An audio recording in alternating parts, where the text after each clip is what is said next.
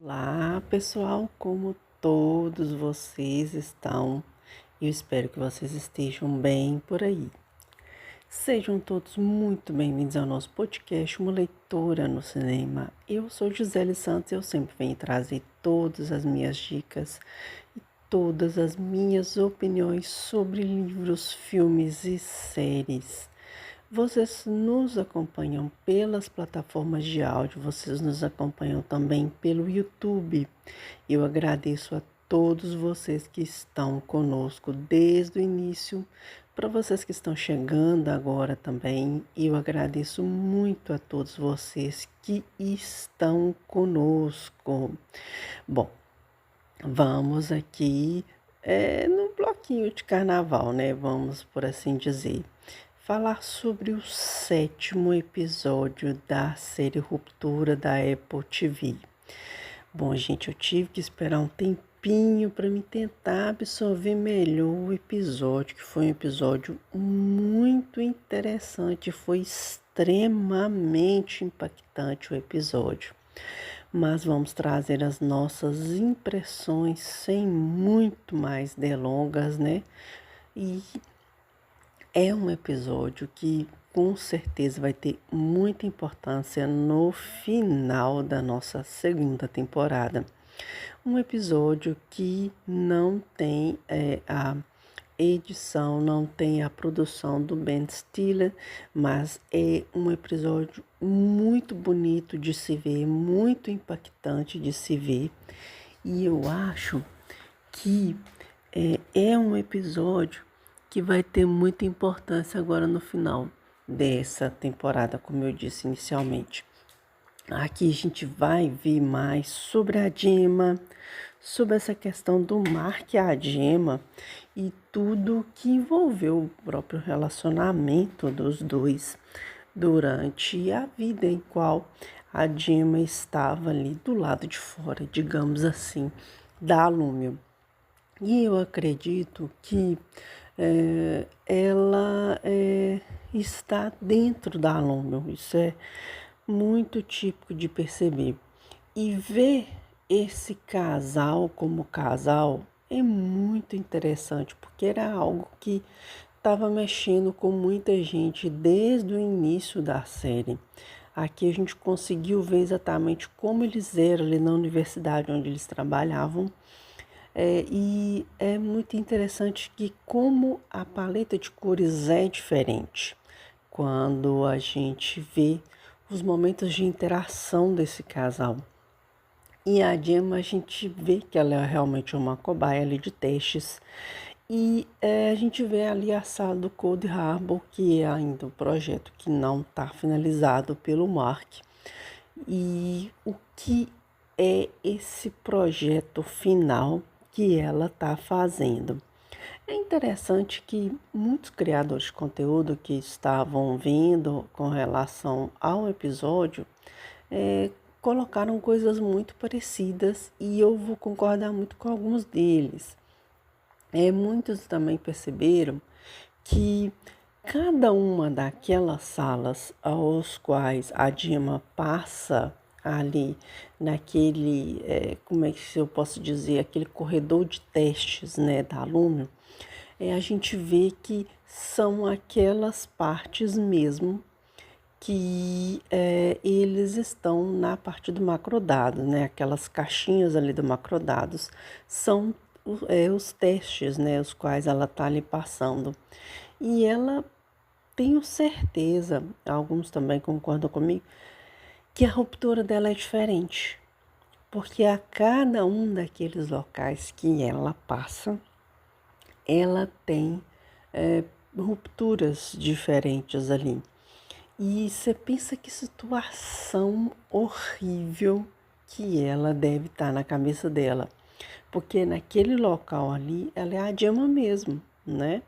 Ela não é uma outra pessoa, ela passa a ser uma outra personalidade dela quando ela sai daquela sala.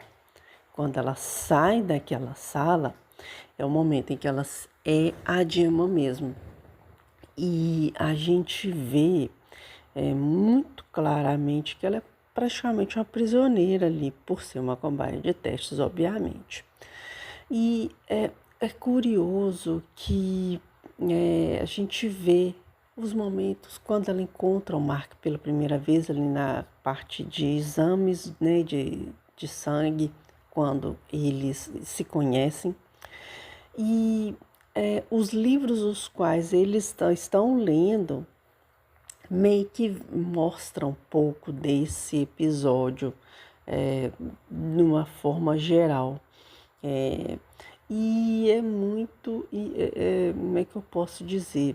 Essa parte ali dos testes dela, a gente entende que fala muito das emoções, das sensações aos quais ela está ali passando. E isso remete muito a traumas, a experiências muito negativas na vida das pessoas. Um dos momentos ali é o momento em que a pessoa vai na sala do dentista e a pessoa tem um certo trauma com essa sala do dentista. Então ela passa por aquela experiência. É uma pessoa que já teve a experiência de sofrer um desastre aéreo. Então a pessoa tem aquele trauma, a Dima acaba vivendo aquele trauma. Na minha opinião, são simulações, tá? Em diversas vezes ali são questões de simulações que a Número deve estar fazendo com ela, e tentando observar quais são as emoções, quais são os sentimentos que a pessoa tem diante de cada um daqueles tipos de trauma que a pessoa tem. E isso é muito curioso. Tem o estilo de situação que a aluna quer colocar.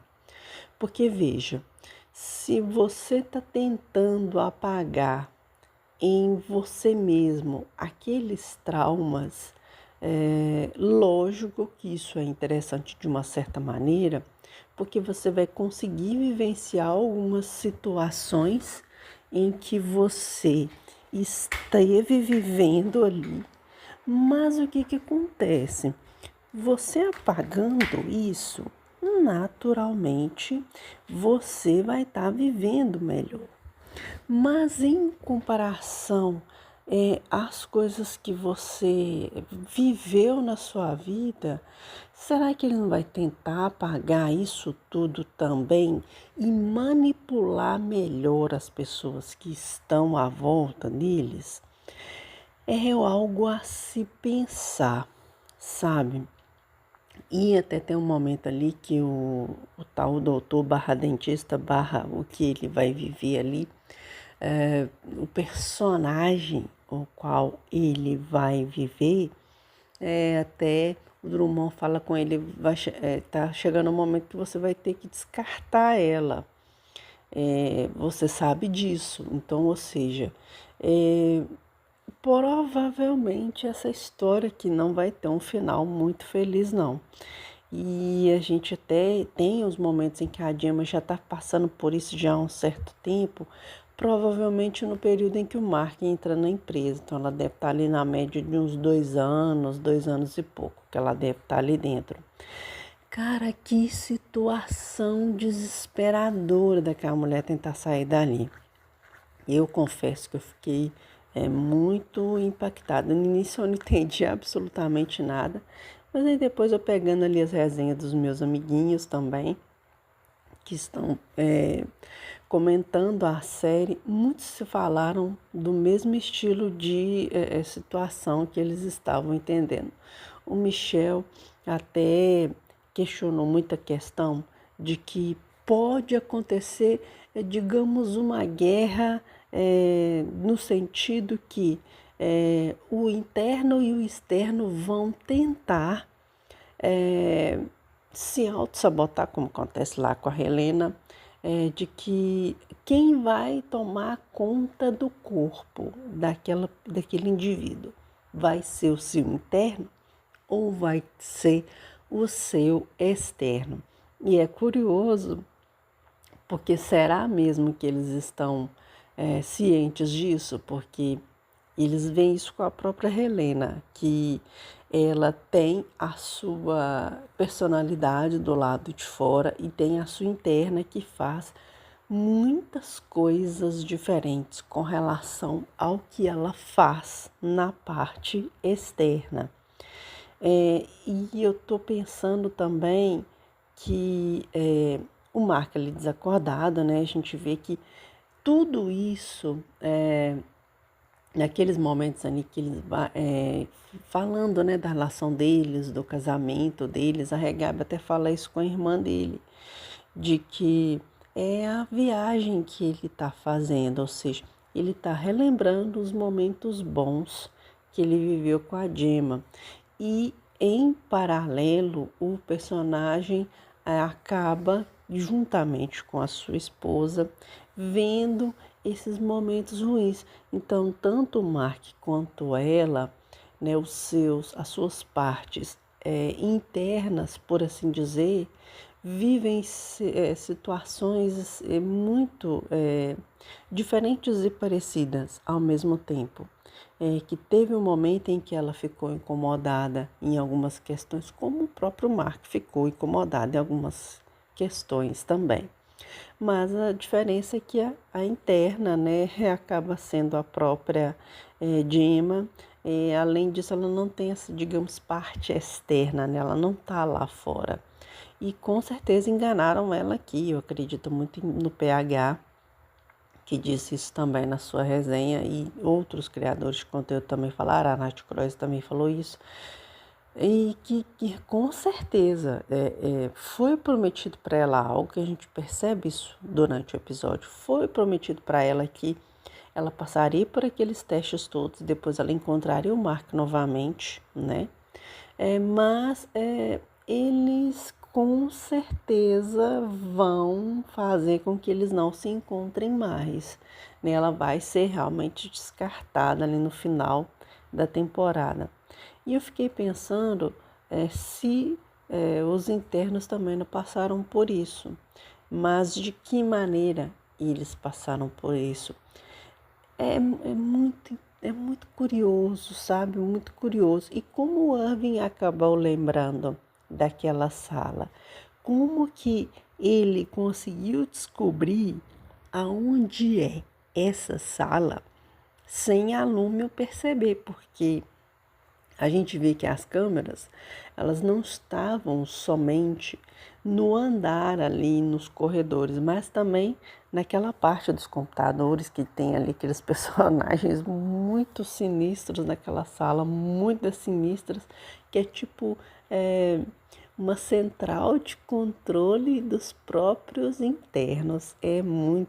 Gente, é um nível de controle, de manipulação muito grande. E a gente até fica pensando de que tipo de tecnologia que a gente está falando, porque ali os equipamentos são meio que antiquados, mas eles do lado de fora têm uma certa tecnologia. Então, é um jogo de que o novo e o antigo meio que confundem a cabeça da pessoa. Eu, particularmente, fico bem confusa com essa situação, que a gente não sabe exatamente onde é o lugar que eles estão. A gente sabe que a cidade chama Keegan, que é exatamente, que é Kier, né, na verdade. Mika lembra disso muito bem durante o episódio. E assim, tudo ele envolve essa cidade, sabe? Envolve a empresa, na verdade. Porque até ali naquele local onde ela vai fazer os testes para ela poder conseguir engravidar. E muitos ali têm a própria, os próprios emblemas, né, da Lumen. Cara, que episódio impactante, sensível, e a gente vê a emoção do Mark, né, depois que ele acorda. Assim, eu tenho a certeza que esse episódio ele vai se ligar ao final. Eu não imagino também como a Nath Croix imagina que vai ser um episódio feliz, com certeza não vai.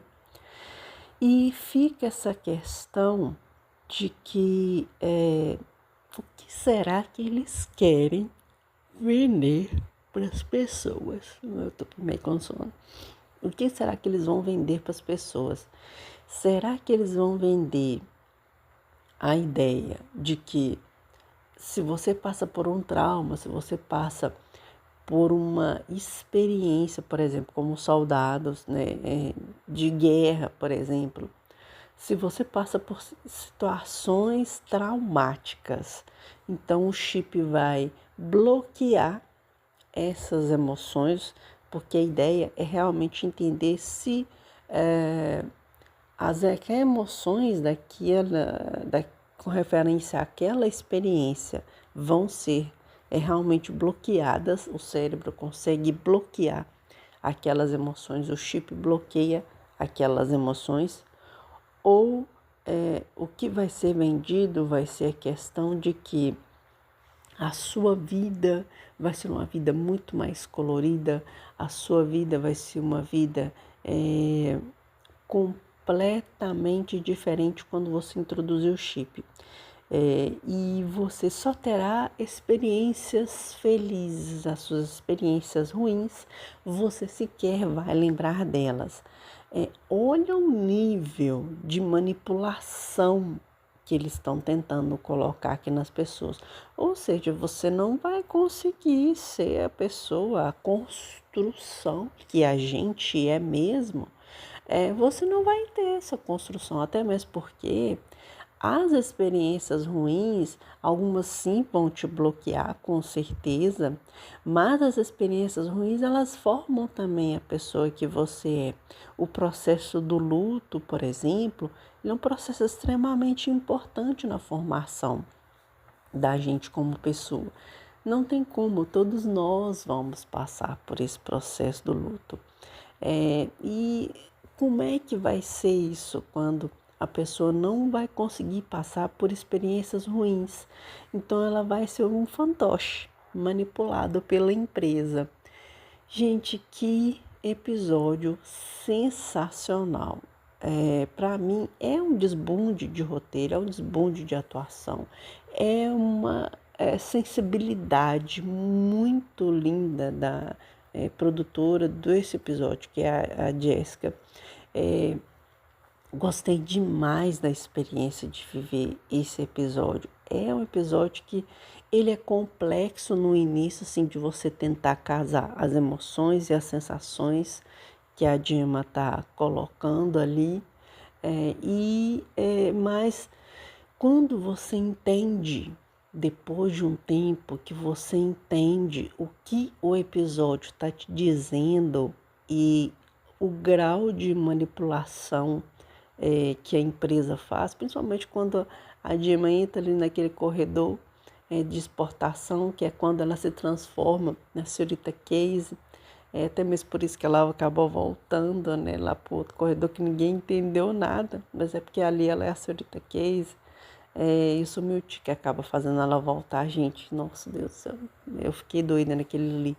Mas, enfim, é isso tipo de manipulação que a empresa está vivendo. E muitas vezes a gente sabe que isso acontece em algumas empresas, quando alguns líderes, a gente não pode dizer que é todos, porque hoje em dia algumas organizações, o próprio RH está sendo muito preparado para que os funcionários, os colaboradores, eles tenham essa questão da melhor qualidade de vida. E muitas vezes a própria inteligência emocional, ela tenta te preparar para momentos em que você consiga lidar com as suas experiências negativas e as suas experiências positivas, sem que isso acabe atrapalhando muito a sua produtividade e a sua qualidade de vida. Então o RH é muito preparado para isso hoje em dia e é o que a maioria das organizações tenta fazer. Mas a gente sabe que existem organizações que procuram colocar esse terror psicológico em alguns funcionários. E a gente sabe que existem pessoas que são suscetíveis a tudo hoje em dia. E até essa questão da tecnologia, da IA, das redes sociais, isso faz a gente ser manipulado de alguma maneira. E o que você vai fazer com as experiências negativas que você vê é algo que precisa ser melhor trabalhado. Então, eu particularmente sou formada no RH, eu vi muitas coisas interessantes nesse episódio, muitas coisas mesmo, assim, de verdade, porque fazem parte desse cotidiano de quem trabalha com RH e até mesmo para a gente entender que não é questão de manipular as pessoas. Muitos líderes acabam usando esse tipo de terror psicológico para manipular, por exemplo, aquele funcionário ali que é uma pessoa que eles veem que é fácil manipular para trazer uma produtividade melhor, eles vão lá e manipulam esse funcionário. Mas eu penso o quão interessante, o quão é importante você saber lidar com as suas próprias perdas, sabe? Isso é extremamente importante. Então eu falo assim, se você tiver a oportunidade um dia de fazer a terapia, faça, porque é importante para o seu processo, seu crescimento pessoal e muito nessa questão do seu lado interno e o seu lado externo da empresa que você trabalha. Não é que você tem que ter um chip para você apagar suas memórias do lado de fora e do lado de dentro da sua empresa você ser uma marionete, mas você entender que a sua construção passa pelas suas experiências internas e externas e você entender que existe uma forma de você tentar deixar com que o seu lado externo não atrapalhe o seu lado interno. E você não precisa de um chip para isso, né? Vamos combinar. Às vezes a terapia pode ser uma boa saída para você. E se o pessoal aqui tivesse pensado em precisar desse chip, né? Enfim. Mas, cara, são muitas questões que esse episódio coloca dessa manipulação das emoções boas e ruins, dos traumas, dos medos. Quem não tem medo de dentista? Quem não tem medo de sofrer um acidente aéreo? Quem não tem medo, como a doutora lá pergunta para ela, se você estiver ali no deslizamento, você tem medo de morrer afogada, de morrer soterrada? Sabe? Então, existem medos e medos. Existem medos que terapia consegue ajudar e existem medos que é a vivência mesmo. Por exemplo, medo do novo, né? São coisas que a gente vai vivendo e vai tirando as coisas boas de cada experiência.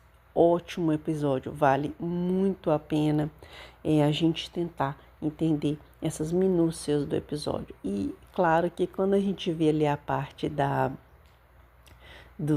como é que eu posso dizer, do making off do episódio em si, a gente vê que eles entregam e não entregam tudo, mas eu gostei muito de ver essa experiência, de ver o Mark e a Gemma como eles eram antes. Nossa, eu queria tanto ver uma coisa boa no final, mas a gente sabe que não vai dar bom esse rolê. Gente, eu fiquei muito impactada, já que eu queria estar até explorando a lenha aqui, as nossas opiniões, já estou até divagando aqui. Mas essas são as minhas impressões do episódio Ruptura, episódio 7, que já no sprint final mesmo da temporada, são 10 episódios, né? Então a gente está assim, mais indo para o final dessa temporada. E eu tô ansiosa para saber o próximo episódio, como vai ser. Quero, gente, a opinião de vocês com relação a esse episódio. O que vocês estão achando dessa segunda temporada? Entenderam o que aconteceu nessa loucura desse 7º episódio? Então vamos discutir as nossas impressões. E se caso você trabalha em RH ou trabalha em alguma empresa e já sofreu algum trauma e quiser usar os comentários para poder também colocar as suas impressões, as suas sensações, vai que aquilo ali deu um clique no medo que você tem e o que você achou desse episódio. A gente pode discutir isso nos comentários com muito respeito, é claro. E é isso, muito obrigada. de coração a todos vocês que estão conosco. É um grande prazer ter vocês aqui comigo. E a gente se vê então nos próximos episódios e nos próximos vídeos aqui do canal. Um grande abraço, que Deus abençoe a vida de cada um de vocês.